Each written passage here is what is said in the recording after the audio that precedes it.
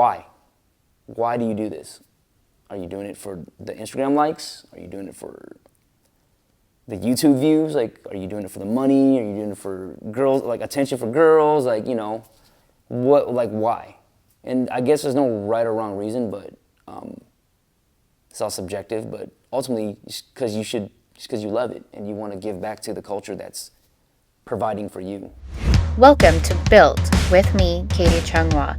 Listen every week as I talk with athletes, entertainers, and entrepreneurs about how they built who they are today and get the inside scoop about their lives.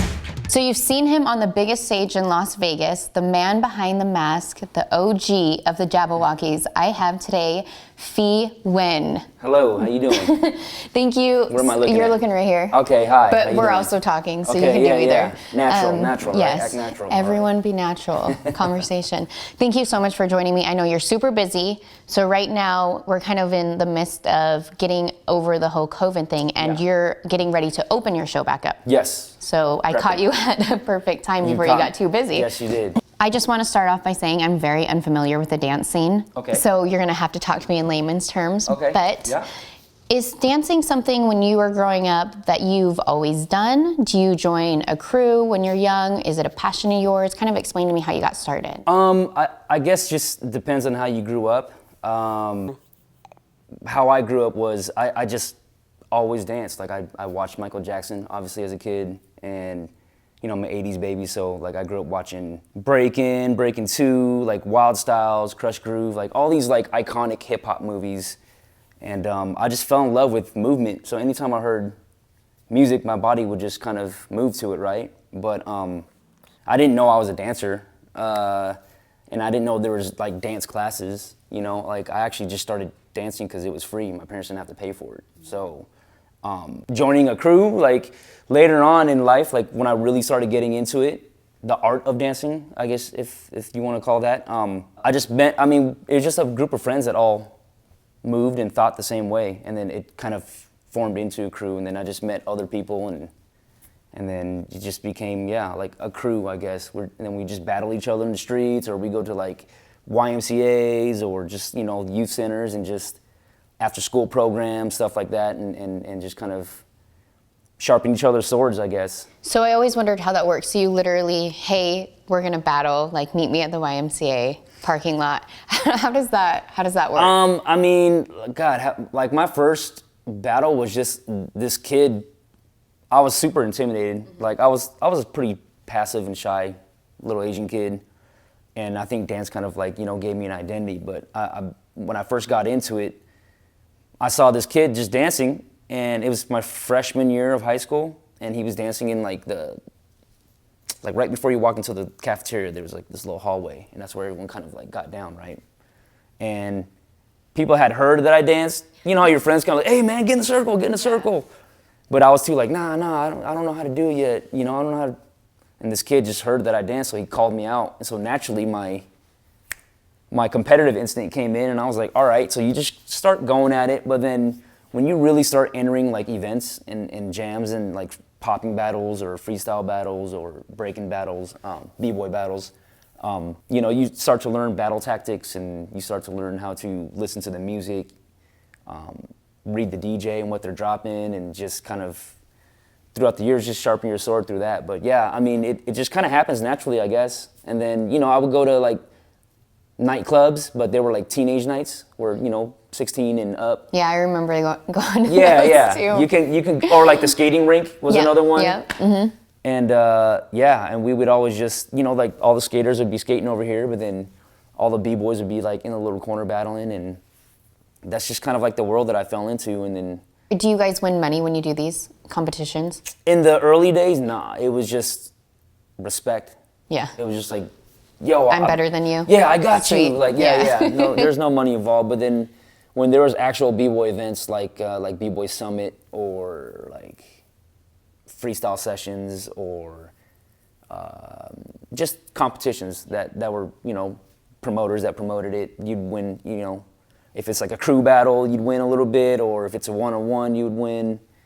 And you know, it was a couple $100 here and there, but yeah, you'd mainly it was for respect. So you're one of the OGs. When I say OGs, you're one of the founders of the Jabbawockeez, correct? I'm not one of the founders. There's 2 founding members. Okay. Kevin Brewer and Joe Larat, KB and Punky. But I joined the crew. I battled KB to get into the crew back in like 2004. So how does that happen, or how did the group form? And can you kind of tell me how that came to be? So Kevin and Joe were dancing in San Diego. In 2000, they moved to San Diego in like 2002, 2003, and they were fellowshipping. They're childhood friends from Sacramento, and they wanted to dance together, but everyone kind of came from their own crews, and crew politics, like you can't dance with another crew and do, you know what I'm saying? Yeah, absolutely. So they just like, man, we just want to express art and do it without having focus on just one person and just watch it as a whole. Yeah. So let's slap a mask on. And so that's what I was going to ask you, the significance behind that mask too. the significance is pretty much, you know, when you watch, like, let's say a boy band, let's just use NSYNC as an example. Like Justin Timberlake was kind of the dude that everybody, Absolutely. right? Or Jackson 5. Michael Jackson was the one, but in Jabbawockeez, there is no Michael in our group. You have to watch it as a whole. And it's like, you know, Voltron, everyone forms together and everyone has strengths and weaknesses, but it forces the person to sit and watch the group as a whole. And it also, it's, you know, it's a very diverse, hip-hop's a very diverse culture, even though, you know, African Americans created it, right? Knowing that we're Asian Americans, like we're guests in the culture, but to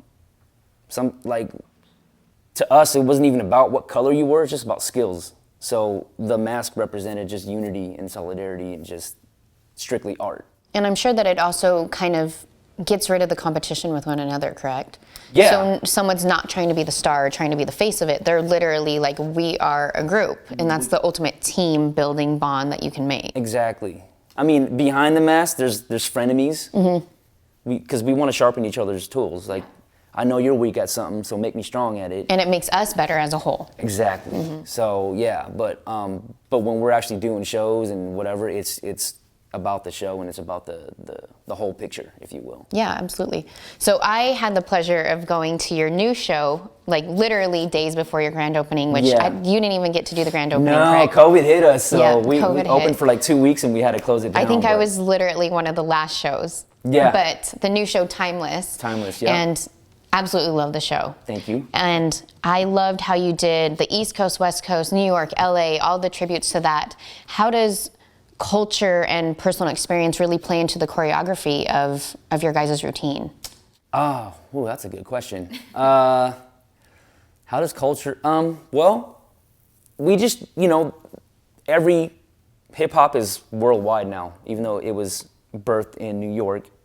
But we'll just use the States for now. We don't have to go to different time zones, but every region has its own culture. Like the South, like I grew up listening to obviously Outkast and Goody Mob and just like a total hip hop head, right? So, and even all the way up to Usher, and you know, so we just wanted to keep the integrity of that sound and complement the, you know, the sound and the movement as well. So, and we just, you know, I'm just a fan of hip hop, so we just tapped into the culture of that. And then East Coast, obviously Biggie and Wu-Tang and all that. And then when we got to the West, we hitting Tupac and Dre. That was such a fun show. all Like that just stuff, see, even so- you like naming it off, it reminds me of it. It was great. Yeah, thank you. It was like there's so much energy, and then obviously the nostalgic of it Yeah. was awesome too, because you're like, oh man, this is what I used to listen to, Oh, of and course. you're throwing it back, and then obviously all the dance moves too that you integrated from those times. So Yeah. it was just a great show altogether. Thank you. So okay, 2008, America's Best Dance Crew. Am I right on that year? You are right. So you guys were on the first season of America's Best Dance Crew. Yes. Which, before I even met you, I think I told you this story, but I voted in Thank you. Thank you. For you guys, for the Jabbawockeez, Respect, because much I love. was an actual fan of the Jabbawockeez and I wanted you to win. Thank you so and much. And I've never text voted for anybody else. I've never done it for any A lot other of people show. say that. So literally my 10 cents or however much it was back in 2008, I don't know if they charged. Yeah. It went towards that. Thank you so much. So how was it going from winning America's Best Dance Crew? Was it instant stardom? Were there challenges after that? Did you guys all of a sudden, did it open doors instantly? Because I know from 2008, you guys didn't start in Vegas till 2010. Right. I mean, it was pretty instant. Yeah. Like even before, so I'll just rewind a little bit. When we first got onto the show, you know, it was the first show of its kind. MTV didn't know what it was going to be like. Didn't know it was going to become like kind of a pop culture phenomenon. So the rules were kind of strict. So if you were a contestant, they took away your laptops, your cell phones, and all that stuff. And social media wasn't even around back then. Like YouTube had just kind of been bubbling for a few years. Might have been a MySpace around Maybe or something like that. Facebook. Maybe Facebook, yeah. But it was new, but they just didn't want us to like sway the votes or have all our friends or whatever. So they took all of our stuff away, and we literally were like sequestered in. Is that a word? Secluded in. You would know better than me. Yeah.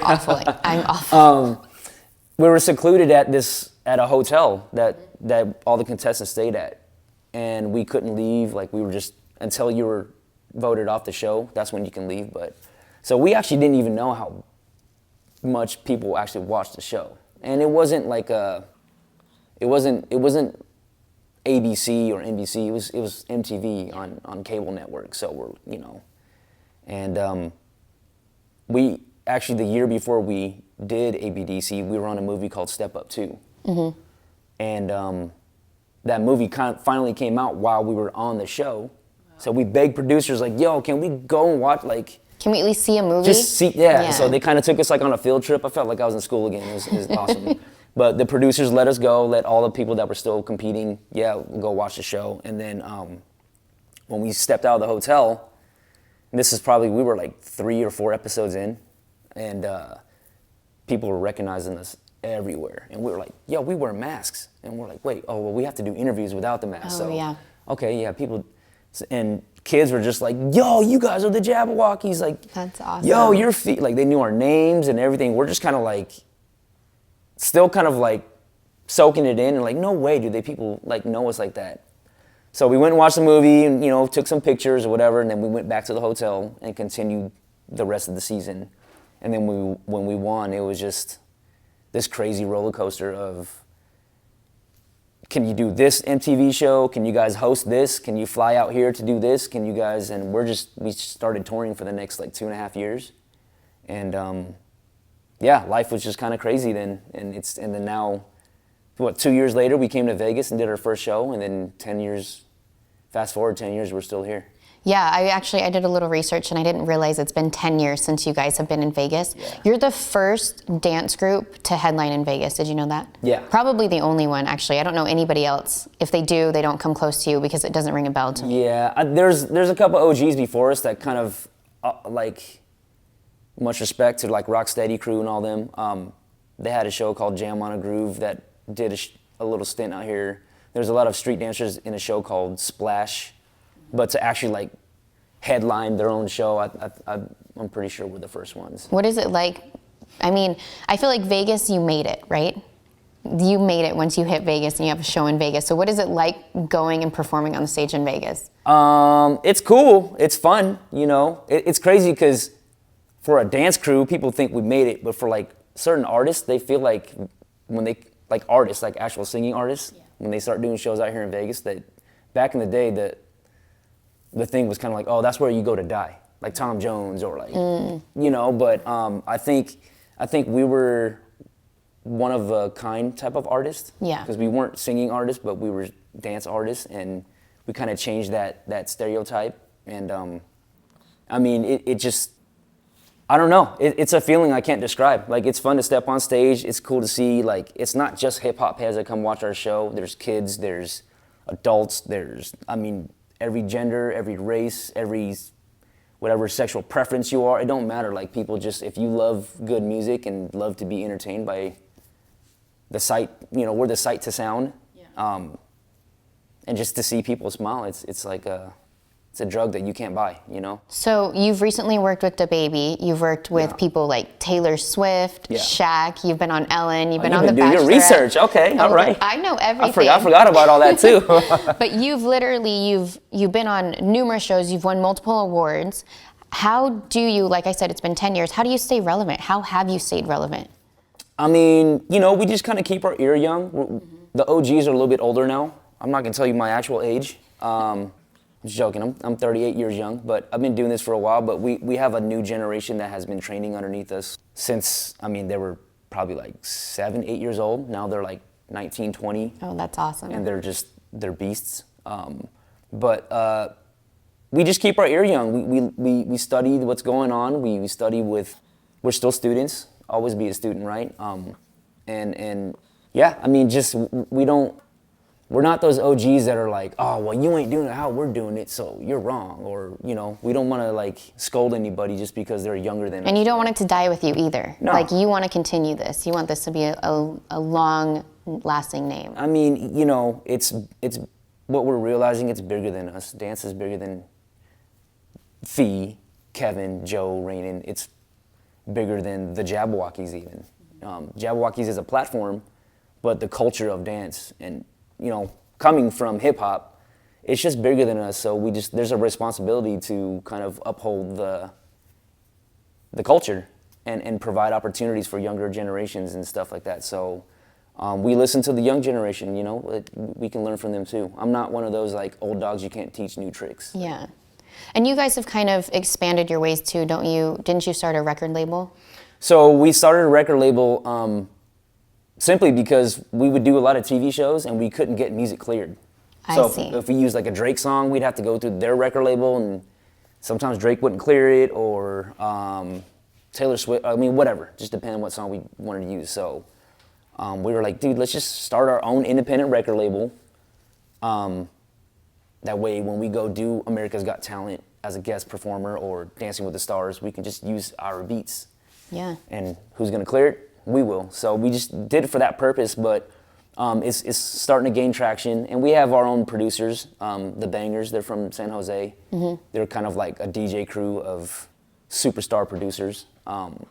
And like they've always kind of been our in-house producers. So it was kind of first of its kind to have producers produce specifically for a dance crew. Yeah. Not for a singing artist. So. Which I didn't even realize there was really a demand for until you.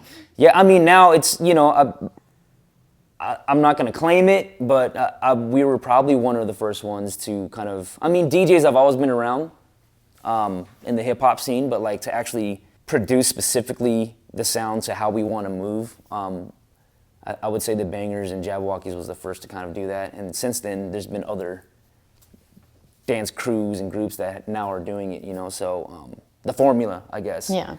So yeah, I mean, it's just easier too. It's easier to do your own music, and then we have our own like album, so we put it out every time we open up a new show. Obviously, not every song in the show is ours, but whatever is originally produced, it comes off of our album, and we just put it on Apple or Spotify or whatever. I mean, it seems like you wear a lot of different hats. So you're part of producing music, you're doing choreography, you're running the business aspect, the back end. I know when we went to your show, you weren't even necessarily dancing in that. You were actually doing the stuff behind the scenes. Yeah. So tell me a little bit about kind of your responsibility and what's consuming most of your time these days. Well, we're more producing and directing, still choreographing, still, we dance, like we'll be in the videos, like I was in the Baby video. I was the one wearing the white mask. Okay, I think I saw you. Yeah, that was me. I recognized you, yeah. Yeah. More producing, more directing, just, you know, more admin stuff too, just upholding the business and keeping the integrity of the mask, and just training the younger generations and giving opportunity pretty much. But yeah, I mean, I don't actually produce the music myself, but we are in the studio kind of like helping, I guess, sound design with actual producers and stuff. Because you got to have an ear for the music, for what you're choreographing, right? For sure. It needs to match. For You can't sure. just Oh yeah, have, yeah. I So- mean, it's pointless to just move and it doesn't match to the music. So we literally try to be the sight to the sound. So we definitely designed the sound specifically to how we want to move it. But yeah, we all, like the 4 owners, we all own the business now, and we're in the. This is so weird. It sounds cool in a rap song. I still feel corny. I still feel corny saying it, but we're all like co-CEOs of the company, and we make sure when we take meetings with like business partners like MGM, we just kind of, and MGM's been such a great partner for the last 10 years.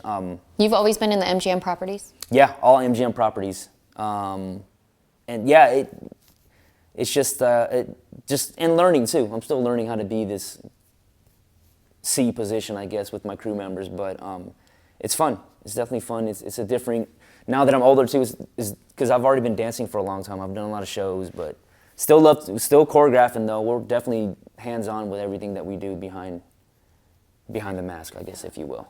So you've had such a long, very successful journey. What is probably, 1, the most valuable thing that you've learned throughout this whole thing, and 2, maybe even the most memorable? Oh man, getting deep. The most valuable, just know your worth.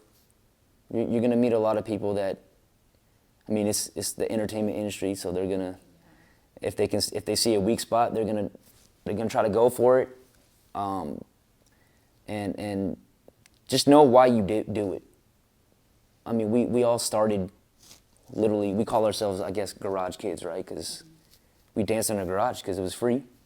There was no mirrors, there was no, there was no lights, there was no dance floor. It was just, music was on, and the only thing that cost us was like the cassette tapes that we would buy. I'm throwing it back because we bought cassette tapes. Not even CDs. Yeah, not even CDs.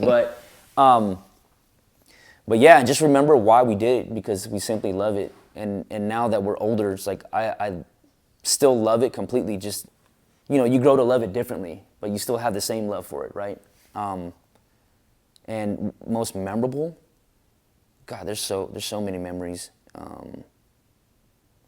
Well, the reason why we even went, I guess I'll rewind again. The reason why we even did ABDC was because one of our members had passed away, and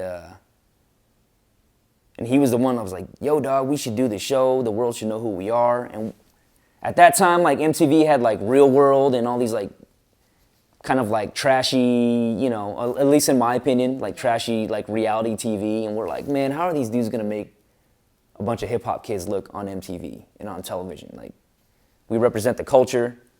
We want to be represented correctly. We don't know, G. We don't know if we're gonna do this. And then he passed away. So we're like, yo, let's do it, because this is all that he ever talked about. We did it. And I guess most memorable was so the producer said, okay, cool, you're on the show, right? And the first episode was an audition. So if we made the audition, then we would actually start the second episode as the first competition, right? And but when they said we were on it, we said, yo, his funeral services is going to be during the process of this show. So the only way we'll do it is if you let us leave to go do that. And they understood where we were coming from. They wanted us on the show. We had a unique story, and he was a part of our story. So they let us do it, and this is even after we went to go watch the movie that we did, Step Up 2. This is probably like the 5th episode in, and we flew up to the Bay, because Gary's from Oakland, Seaside, Bay Area, and did his services. We even snuck in a performance that we're not supposed to do. Sorry, MTV. I think you've passed the 10-year markers. Yeah, we're good. But we snuck in a tribute performance for him with all his like local students and friends and stuff, because he was older than us, so he was kind of like our Yoda. And yeah, the most memorable moment is when we spread his ashes underneath the Golden Gate Bridge, and it was a day of celebration. It was, even though it was a sad day, but it was a day of celebration. And then that day we just said, yo, win or lose, Gary knows what's up. And so we went back. Obviously, we wanted to win. We're not going on that junk to lose, right? But from there on, we were just like laser focused. We weren't concerned about any other crew. It was just about what we were doing. And you think that what you guys have gone through really gave you the extra motivation and the extra, I guess, focus to really put in what you guys have started? For sure. Yeah, there's a bunch of different variables, but Gary is pretty much one of the main driving forces of Jabbawockeez. And that's why it's important for us to kind of keep the legacy going, because, you know, I would trade all these TV shows back and contracts and billboards to have him here, you know, but life doesn't work that way, you know. Circle of life, learned that in Lion King, right? So the best we can do is just kind of have integrity and represent for him. So, yeah. I think that's really important. And in one of my other episodes, I talked about there's kind of a defining moment in a lot of people's lives. And it can either push you to succeed or it can completely break you. Yeah. And this is a moment where obviously you guys succeed, you honor him, you cherish your moments with him. Oh, yeah. And, you know, when people pass away, everybody wishes they could change it to, yeah, of course, to bring that person back. Yeah. But to think differently, I mean, what do you think it is, the transition from feeling sorry for yourself and getting down and moving into, we're going to use this as motivation and we're going to do this to make someone be proud? Or I guess my personal transition, and, you know, I can't speak on the rest of my crew because everyone deals with loss differently. Absolutely. For me, I mean, I'm human, right? I go through all the emotions. I had my victim moment where you play victim and my girlfriend left me, Gary died, I'm homeless, like all that stuff, right? I wasn't homeless, but like my roommate had moved out and I was already on the TV show, so I lived at the hotel. Yeah. And I didn't know where I was gonna live after the fact, because at that time he had moved out. So I think I just one day was just like, yo, first off, Gary wouldn't want me to be like this. Second off, I don't have time to play victim because I got to get my junk together. You don't have time to play victim when you literally have stuff to do and people that depend on you. Exactly. And so I think I just kind of snapped out of it for me and just made it, didn't make it about myself because it's bigger than myself. And then it, you know, from that moment on, the roller coaster happened. I'm on flights every other day into different countries to whatever, and then you just get so caught up in the work, you know? So we didn't really have time to sit back until we started building the show here in Vegas and concepting it. We kind of took a break from tour because we toured literally for 2.5 years straight. We lived out of a tour bus, and if not, hotels, planes, all that stuff. And when we started building the show here in Vegas, we took, you know what, can we take like a good month so we can just kind of process, yeah. Like, dude, we went from nobodies in the garage to now people are flying us across the country to go dance for their product, or, you know, like, it's crazy. So, and we all just kind of, that was our moment where we got to grieve together. And then that helped us produce the show, because a lot of inside, well, I mean, like 95% of the show is like inside jokes because we're a bunch of immature kids. But, and a part, yeah. And it's dope because no one knows other than us, but to them, they're still laughing. They're like, oh my God, like, it's funny. But yeah, the grieving process happened with the crew together, and it helped produce that show, Muse I See, for our first show, Muse I See. So yeah. It's great to know. I wish I would have seen that. I've only seen the Timeless, the new one, and then the one right before that, which was Dreams. Dreams, yeah. Dreams was not our favorite show, but it's part of being an artist. You got to put stuff out to realize what you do and what you do not like. And Dreams wasn't to me personally, it was more of a nightmare than a dream. But I'm proud of it. You know, I'm still proud of it. But Timeless it's everything. It's about Gary. The music is timeless because our playlist is just nostalgic, and young kids can listen to The Baby, but then people my generation can listen to Tupac. Like, you know. Absolutely. It's just a timeless show. So, but I don't even know if I answered your question. Oh, you did? Okay. Yeah, it was All great. right. What is something that you say that you've taught these young Jabbawockeez since they've been 7 and now they're 19? Is there something that you consistently say to them, or kind of a lesson that you try to teach them every day? Or I guess, let me put it like, if you were to give advice to someone that's striving to be better or be in your shoes, what would that be? Oh, I mean, with the actual young, we call them young dragons, because a Jabberwocky is an actual dragon. Okay. In the Lewis Carroll poem. Should have asked you that from the get-go, is what Jabbawockeez meant. Oh yeah, well so I'll answer that first. Jabbawockeez came from Lewis Carroll, and he's the author of a poem called Through the Looking Glass.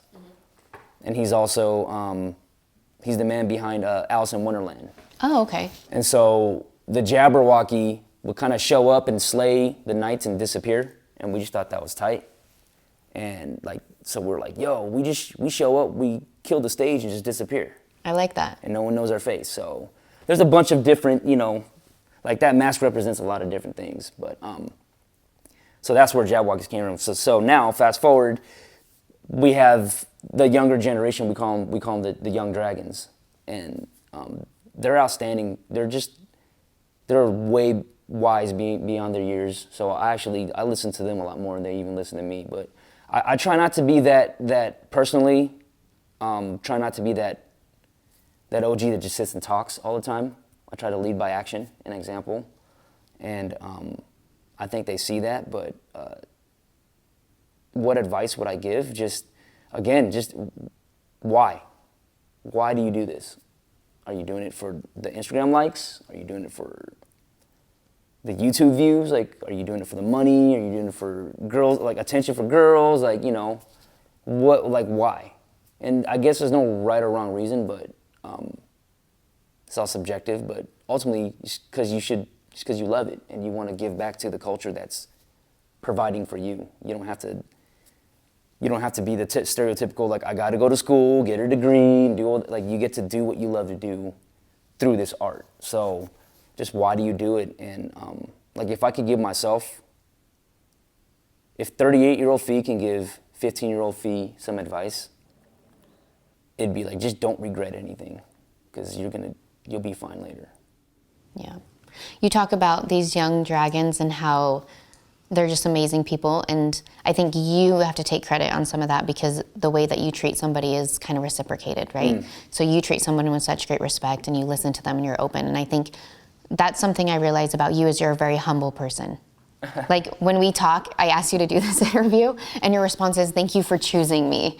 I was like, you know what? Phi's just such a great guy.